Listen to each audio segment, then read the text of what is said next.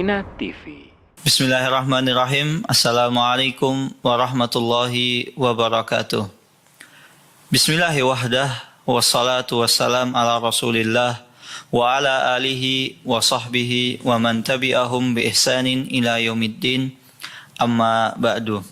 Saudaraku yang dirahmati Allah subhanahu wa ta'ala, kita lanjutkan pembahasan kita tentang pentingnya ketakwaan dalam menuntut ilmu.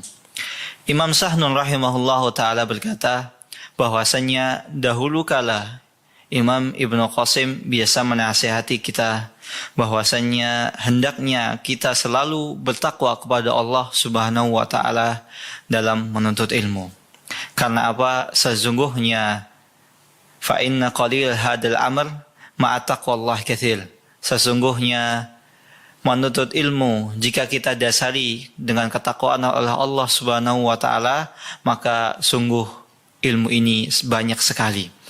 Dan begitu juga wa kathiruhu ma'a ghairi taqwa qalilun. Dan sesungguhnya jika kita menuntut ilmu, walaupun ilmu yang kita pelajari ini banyak, ilmu yang kita tekuni ini banyak, akan tetapi tanpa ketakwaan kepada Allah subhanahu wa ta'ala, maka yang akan dihasilkan, yang kita dapatkan hanya sedikit sekali. Kemudian berkata Imam Yusuf ibn Husain bahwasannya aku mendengar Imam Danun al-Misri rahimahullah ta'ala berkata bahwasannya dahulu para ulama biasa saling menasehati, saling mengirim surat. Jadi dari sini bisa kita ambil faedah bahwasannya ulama zaman dahulu itu saling menasehati. Karena apa? Walaupun dia seorang alim, walaupun dia seorang ulama, kita juga butuh nasihat. Nasihat yang disebutkan oleh para ulama ini ada 3. Yang pertama adalah man ahsana sariratahu ahsanallah ala niyatahu. Barang siapa yang memperbaiki urusan batinnya, maka Allah subhanahu wa ta'ala akan memperbaiki urusan dohirnya. Maka tak heran sering kita dapati di sekeliling kita orang yang mungkin di benak kita orang yang biasa-biasa saja, tapi betapa banyak orang bisa mengambil faedah darinya. Karena apa? Karena beliau ahsana sariratahu fa ahsanallah ala niyatahu.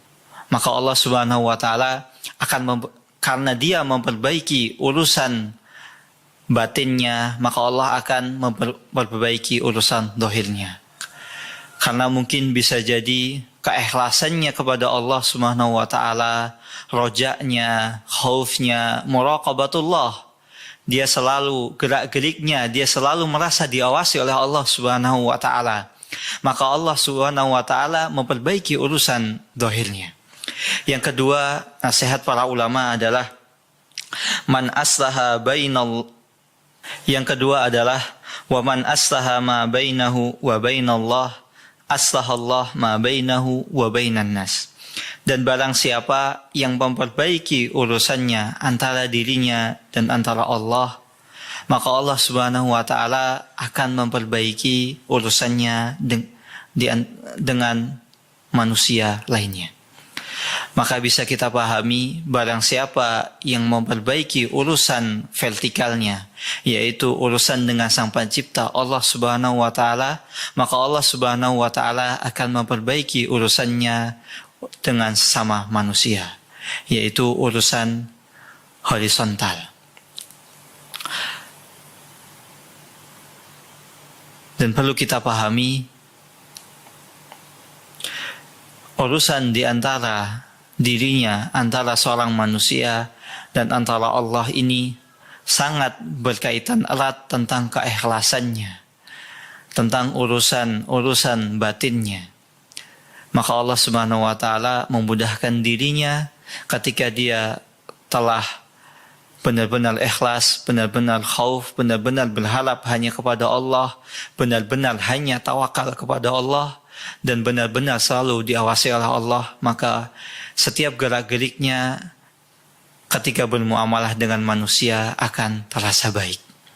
Kemudian nasihat yang ketiga adalah waman aslaha amra akhiratahu aslahallah amra dunyahu.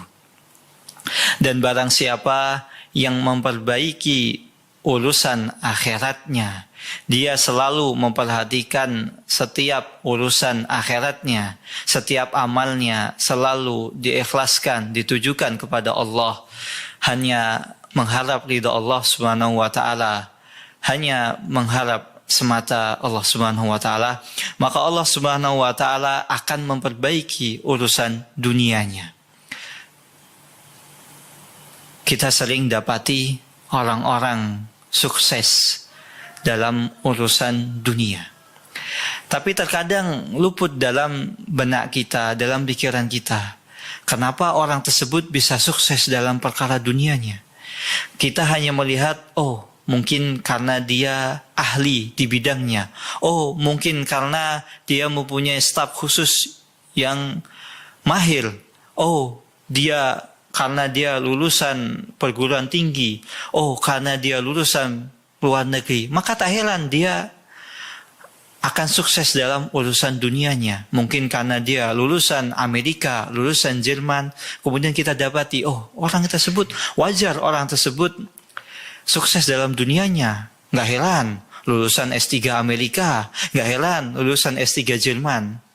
Tapi jarang kita perhatikan bahwasannya setiap orang yang sukses dalam perkara dunianya pasti dia memiliki rahasia-rahasia. Bisa saja ketika orang terlelap dalam tidurnya, dia bangun mengambil air wudu, kemudian salat tahajud. Dan tidak ada orang yang melihat bahwasannya dia rajin salat tahajud. Atau umpamanya orang tersebut mempunyai urusan-urusan yang lain, mempunyai rahasia-rahasia lain.